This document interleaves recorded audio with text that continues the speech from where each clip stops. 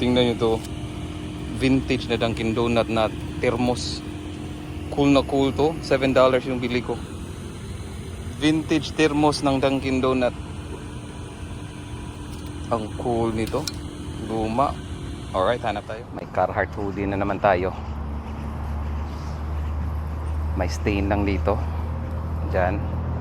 May stain lang pero in great condition, no? XL. Ang ganda ng condition. Color rate niya ang ganda. And then ito din. Size FR to. Yeah. Navy. Nung size ito. Small regular. Ang ganda din ng color rate niya. Isang taas. Walang buong buo to. Carhartt. Alright. I think insulated to. Makapal eh. And then t-shirt ulit na Carhartt, size medium, pakiti. Ito, so limat yan lahat, small, pakiti na Carhartt. Then ito, small din to, small. So tatlong small na pakiti. Ang gaganda ng condition. Puro small yan. Ang mga color rate nila is ang tataas, almost new yung color rate. So limang Carhartt, $35 to lahat. 35. Alright, let's go. I don't know if so para sa inyo din to for sure. Ipapadala ko to. Para sa inyo yan. Bibilhin nyo yan. Alright, let's go. Alright, so mayroon tayong Nike SB. Size 12 to eh. Size 12. So bili ko nito is $7. So hindi na masama. Itong nasa plastic pang ukay yan. So hindi ko na sali yan kasi pang ukay yan. Ang ganda ng SB Dunks. And then ito $20. Ang ganda nito. $20. Wood siya, wood carving, handmade. So 20. So tingnan may mga screenshot yan kung magkano to. And then ito Bose na remote control. $5 lang to. So basta Bose, anything Bose lalo na remote, pinipick up ko talaga. And then I think ito anong tawag nito? $10.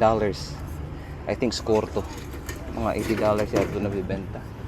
So I think score to na baseball bat.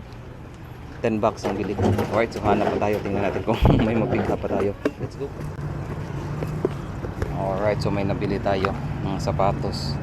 So ito kahit daming langaw, may mga separation ng konti. Pero may mga magre-restore nito eh. $5 lang yung bili ko.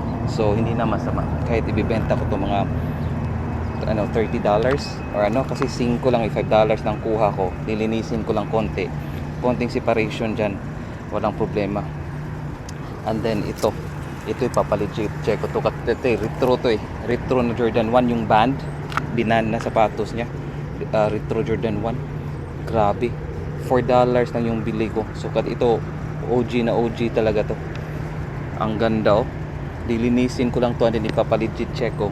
So kahit ganito yung condition niya, ayos na ayos kasi retro to eh.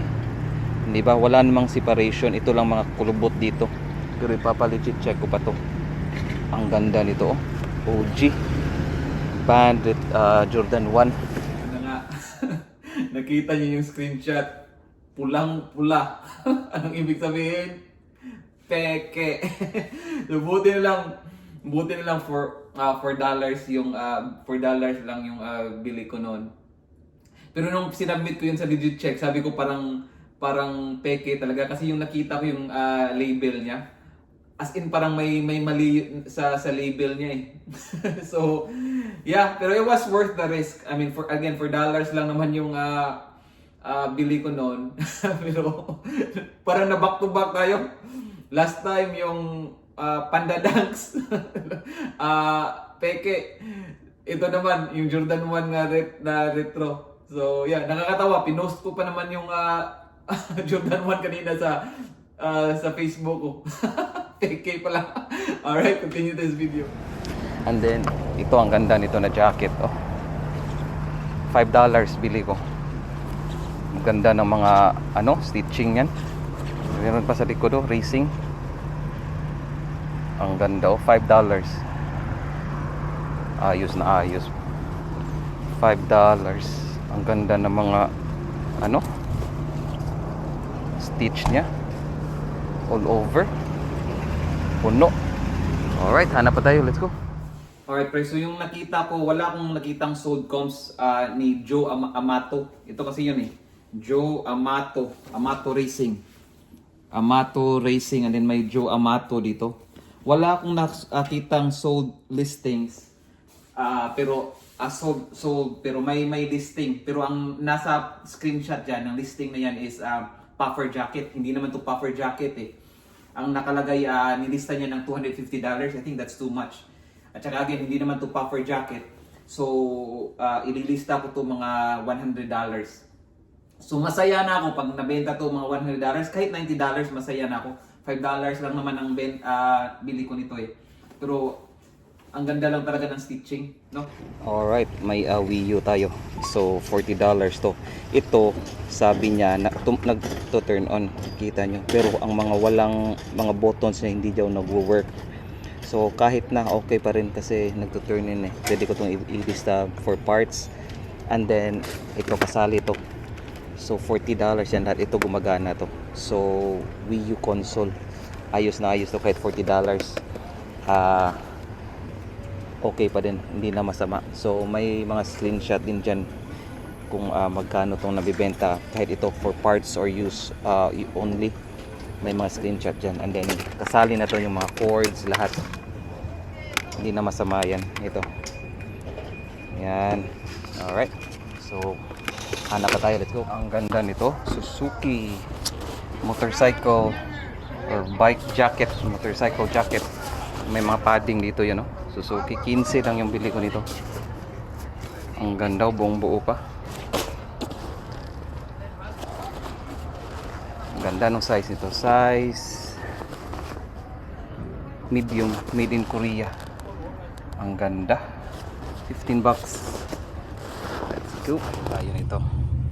Chicago Bulls na New Era. $3. Hat. And then Chicago socks. White socks ba to? No? White socks. 6 and 7, 8. Ang ganda nito. $3 each yan. And then ito, Adidas. $10. Ang ganda nito.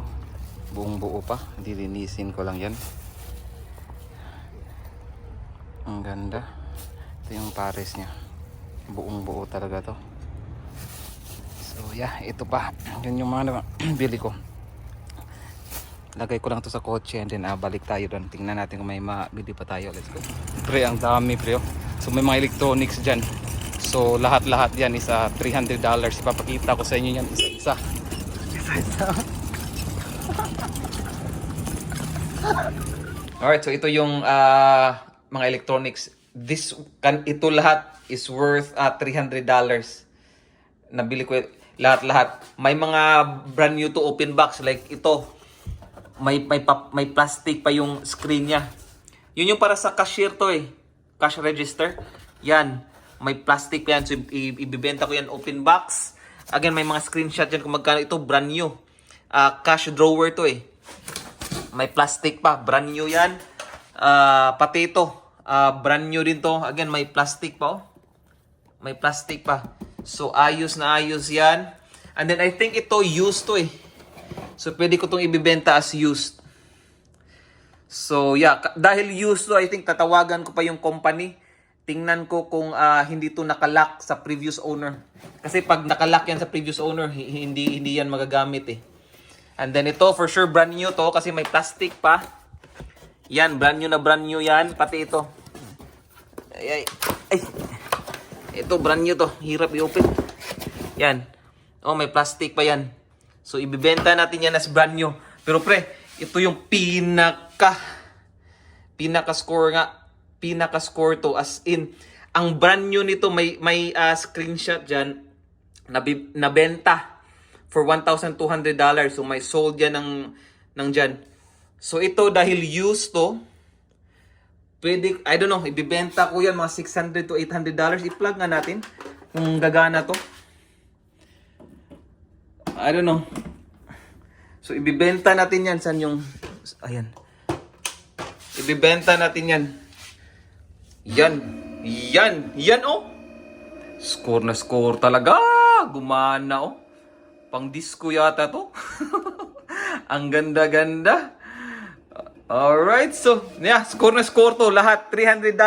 Ito pa lang, bawi na lahat. Or may profit na ako kung mabenta ko to lahat. I think yung nagastos ko lahat-lahat, mga $480.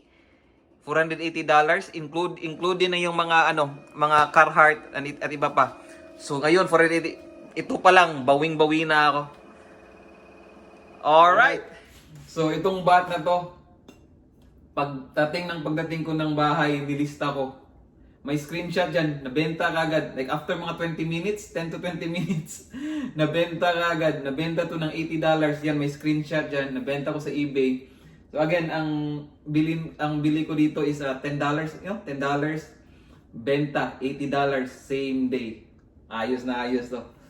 Alright, so yeah.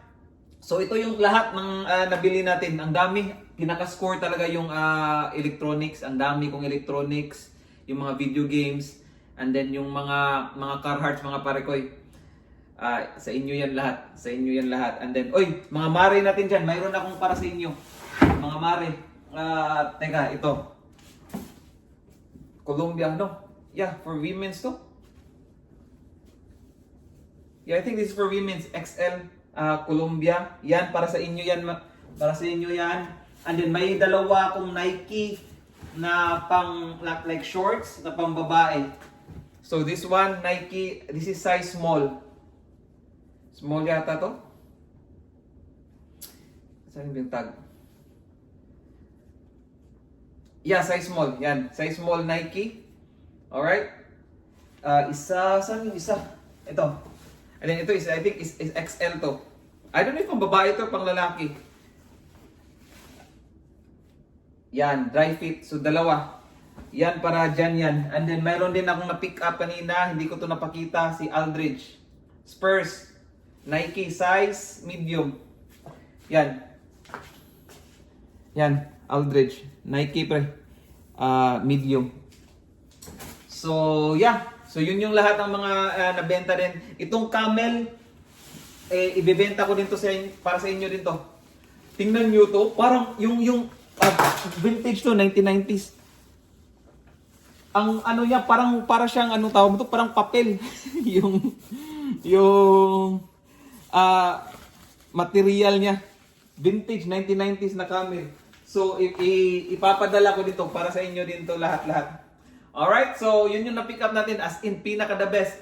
The best yung finds natin, lalo nga yung electronics, yung ibebenta ko siguro yun mga $600 or between $600 to $700 or $800 yun yung ibebenta. Yun yung ililista ko yun, mga ganung amount. Alright? Hey, ingat kayo ha. Maraming salamat sa ulitin. Babayu.